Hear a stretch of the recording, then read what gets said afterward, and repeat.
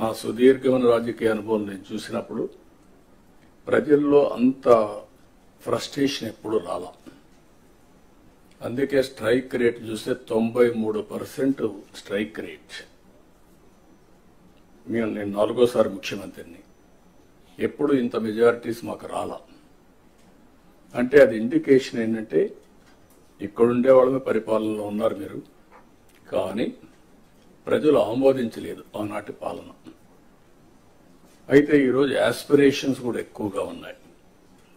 ఈ విషయం కూడా మనం గుర్తుపెట్టుకోవాల్సిన అవసరం ఉంది. ఒకప్పుడు పరిపాలన అంటే రెగ్యులేటరీ మాత్రం, మీరందరూ కలెక్టర్స్, కలెక్షన్ ఆఫ్ రెవెన్యూ. ఇప్పటికి కూడా మీ అందరికి ఎందుకు రిమైండ్ చేస్తుందంటే మీ మైండ్లో నుంచి అది తీసేయాలి. ఇప్పుడు మీరు chief executive of the district, collector and magistrate. Magistrate అన్నప్పుడు ఎక్కడ కూడా ఎలాంటి అవాంఛనీయ సంఘటనలు జరగకుండా అదే మాదిరిగా ఫ్యూచర్ని మీరు ప్లాన్ చేసే పరిస్థితిలో ఉండాలి. అట్లా కాకుండా ఒక అథారిటేరియన్గా మేము రూమ్లో నుంచి బయట రాము, లేకుంటే కలెక్టర్ అంటే దర్బార్ ఉంటుంది. ఇంతమంది పాత రోజులు ఉండేవి, నాకు బాగా జ్ఞాపకం. ఎంఆర్ఓ ఆఫీస్ ఉండేది. మీరు కొత్త కాబట్టి, మీరు కొంత యంగ్స్టర్స్ కాబట్టి మీకు తెలియదు.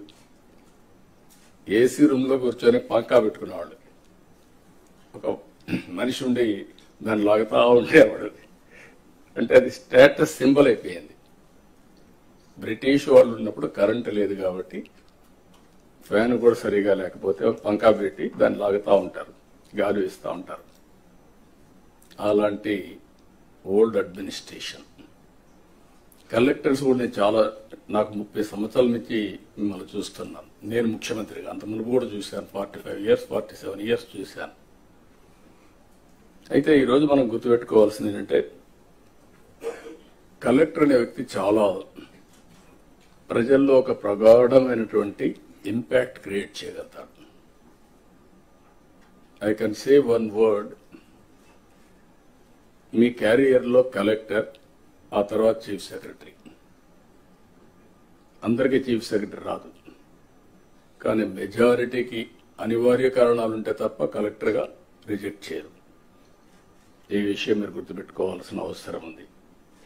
ఆ కలెక్టర్గా మీరున్న సమయంలో మీరు చేసే పనులు, మీరు ప్రజల్లో మీరు చేసిన పనుల వల్ల వచ్చే ఇమేజ్ శాశ్వతంగా ఉంటాయి.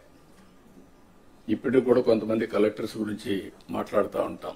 ఒక చీఫ్ మినిస్టర్ ఎట్లయితే రాష్ట్రంలో ఒక ప్రగాఢమైన ముద్ర వేస్తారు, కలెక్టర్స్ కూడా వాళ్ళ పరిపాలన ద్వారా అలాంటి ప్రగాఢమైనటువంటి ఇంపాక్ట్ క్రియేట్ చేసే పరిస్థితి వస్తుంది.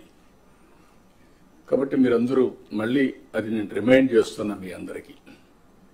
రొటీన్ అడ్మినిస్ట్రేషన్ ఉంటే మీకు 9 నెలలు అయింది, ఇంకొక 3 నెలలు 6 నెలలు సంవత్సరం అవుతుంది, మళ్ళీ రొటీన్గా ఇంకో పోస్టింగ్ పోతారు. అది కాదు. What you have achieved during your tenure is very important. ఇది మీరు గుర్తుపెట్టుకోవాల్సిందిగా నేను కోరుకుంటూ, ఈరోజు నా ప్రయత్నం అయితే మా ప్రయత్నం, మన ప్రయత్నం విధ్వంసమైన రాష్ట్రాన్ని గాడిన పెట్టడానికి మేము ప్రజలు నమ్మి ఓట్లేస్తారు. ఆ తర్వాత పరిపాలన ద్వారా అవన్నీ ఫుల్ఫిల్ చేయడానికి ముందుకు పోతున్నాం. అందుకే 9 నెలల్లో మీరు చూస్తే అనేక హామీల్ని అమలు చేసుకుంటూ వచ్చాం. ఇప్పటికి పింఛన్లు దేశంలో ఎక్కడా లేదు. 4,000 రూపాయలు నా జీవితాలు నేను చూశాను. 2,000 నుంచి 200 నుంచి 2,000 చేశాం. మళ్ళీ 3,000 అయితే దాన్ని 4,000 చేశాం. తెలుగుదేశం పార్టీ 40 రూపాయలతో ప్రారంభించిన పింఛను ఈరోజు 4,000 రూపాయలు దేశంలో ఎక్కడా ఇవ్వని విధంగా ఇచ్చే పరిస్థితికి వచ్చాం. అదే మరి దివ్యాంగులకి మీరు చూస్తే 6,000 రూపాయలు చేశాం. అది కూడా 5,000 రూపాయల నుంచి 6,000 నేనే చేశాను. 2014లో 500 ఉంటే దాన్ని 3,000 చేసి మళ్ళీ ఇప్పుడు 6,000 చేశాం. ఇది కాకుండా మీరు చూస్తే కిడ్నీ పేషెంట్స్ కానీ, డయాలసిస్ చేసుకునే వాళ్ళు కానీ, ఇలాంటి వాళ్ళు చాలా మంది ఉన్నారు. లెప్రసీ పేషెంట్స్ కానీ ఇలాంటి వాళ్ళందరికీ 10,000 రూపాయలు ఇస్తున్నాం. కొంతమంది బెడ్ రిడన్ అయిపోయారు.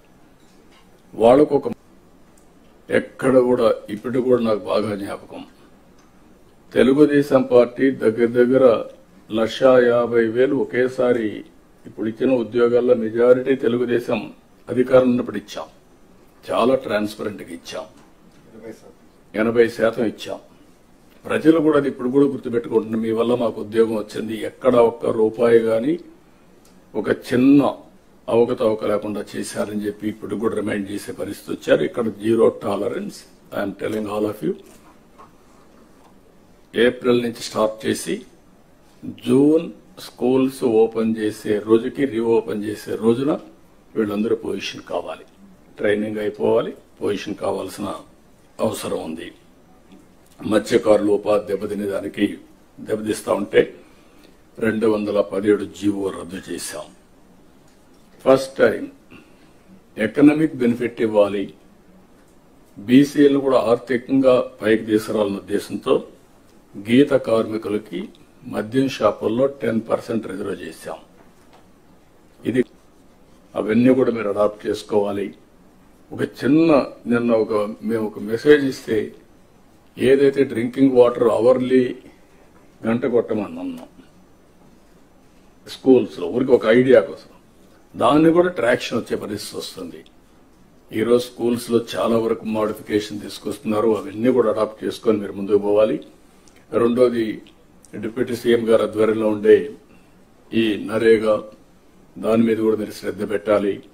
మొన్నే మనం చూసాం 4,000 కోట్లు 40,000 వర్కులు స్టార్ట్ చేశాం పల్లె పండుగ కింద.